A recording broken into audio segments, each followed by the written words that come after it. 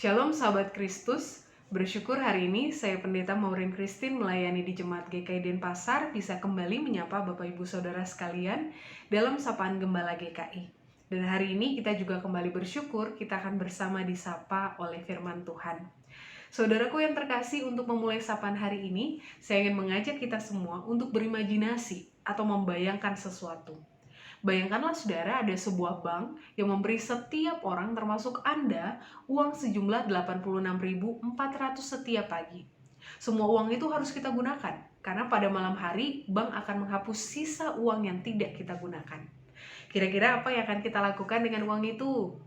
Tentu saja menghabiskan semua uang itu. Rugi dong kalau nggak dipakai. Namun saudaraku, kalau kita dikasih uang 86.400 per hari per orang untuk dihabiskan, tentu yang penting bukan hanya soal menghabiskan uang, tetapi uang itu kita pakai buat apa aja. Itu jauh lebih penting, itu jauh lebih bernilai, supaya kita tidak asal-asalan membuang uang atau yang penting habis. Nah saudaraku yang terkasih, sesungguhnya setiap hari kita memiliki bank semacam itu, bernama waktu. Karena setiap pagi kita diberi saldo 86.400 detik per hari per orang.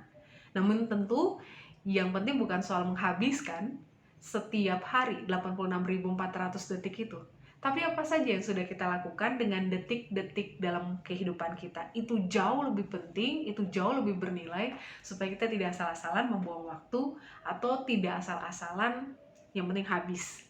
Karena kalau kita menyanyiakan waktu, kita juga yang kena ruginya. Saudaraku, ketika hari ini tema kita adalah tentang waktu. Mengapa? Karena yang pertama, sadar atau tidak sadar, waktu itu cepat sekali berlalu. Alice Walker, seorang penulis buku, mengatakan waktu bergerak lambat tetapi berlalu dengan cepat. Seperti halnya ketika kita melihat jam dinding ya saudara, waktu bergeraknya kok lambat, tapi sebenarnya berlalu dengan cepat. Karena saudara, karena rasanya baru kemarin kita tahun baru, sekarang sudah hampir pertengahan tahun. Rasanya baru kemarin awal bulan, sekarang sudah pertengahan bulan. Rasanya baru kemarin liburan, sekarang sudah mulai padat beraktivitas. Jadi saudara, waktu sekalipun bergerak lambat tetapi berlalu dengan cepat. Alasan yang kedua saudara, mengapa tentang waktu? Karena banyak orang masih mempergunakan waktu dengan suka-suka. Kan masih ada banyak waktu, itu seringkali jadi alasan. Sehingga banyak orang seringkali terjebak untuk menunda-nunda.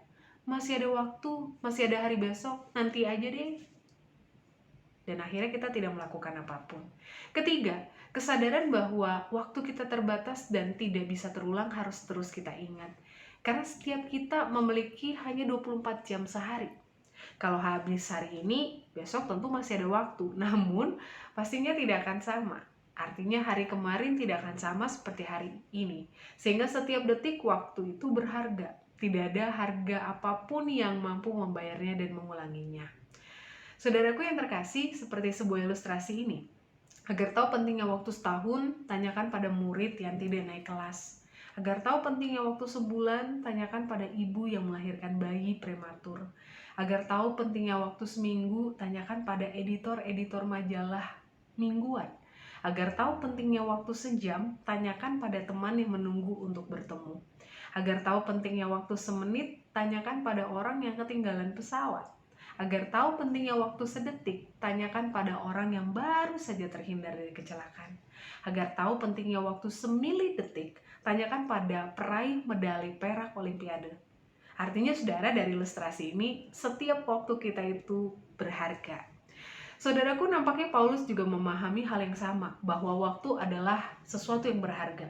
Bahkan waktu itu anugerah. Inilah salah satu pesan ketika ia menulis surat untuk jemaat di Efesus. Ia pesankan di ayat 16 ini, yaitu yang pertama, dan pergunakanlah waktu yang ada. Artinya saudara, setiap orang yang ada dalam dunia ini dianugerahkan Tuhan waktu. Waktu setiap orang sama, 24 jam sehari. Mau itu Pak Presiden Jokowi, mau itu Deddy Corbuzier atau siapapun, sama semua termasuk kita.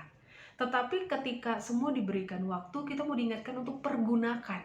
Artinya do something, isi waktu kehidupan kita dengan hal-hal apapun, khususnya hal-hal baik, hal-hal positif, penuh kasih, kedamaian, dan banyak hal lainnya.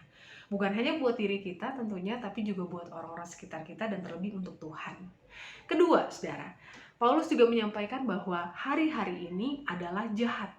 Saudaraku, bukan berarti bahwa hari-hari yang kita lalui itu jahat.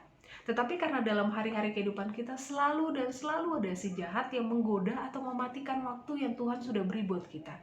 Kita mau belajar, kita mau bekerja, selalu ada distraksi. Entah itu permainan, games, entah itu media sosial, entah itu mood, entah itu ngantuk, entah itu lapar, dan banyak hal lainnya. Lalu apa yang harus kita lakukan? Ya kita belajar untuk mengelola distraksi itu. Nah, saudaraku yang terkasih, maka pesan dari Sapaan Gembala hari ini adalah yang pertama, mari kita sama-sama diingatkan oleh Paulus untuk isi waktu kita dengan hal-hal baik. Pergunakan waktu kita dengan baik. Entah itu dengan olahraga, membaca, interaksi dengan orang-orang sekitar kita, melakukan sesuatu yang berbeda dan berdampak, dan banyak hal lainnya. Kedua, jangan sia-siakan waktumu. Waktu bisa menjadi sia-sia karena kita yang sia-siakan. Dan waktu bisa menjadi sangat berharga karena kita manfaatkan. Jadi jangan sia-siakan waktumu. Jangan sampai nanti kita yang disia-siakan oleh waktu. Yang ketiga, saudara, bahwa kita sama-sama mau diingatkan. Menyanyiakan waktu berarti kita juga menyanyiakan sang pemberi waktu.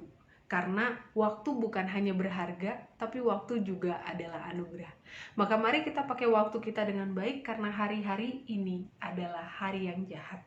Kiranya Tuhan menolong kita semua untuk mempergunakan anugerah Tuhan, yaitu waktu, dengan bijaksana. Tuhan memberkati kita semua. Amin.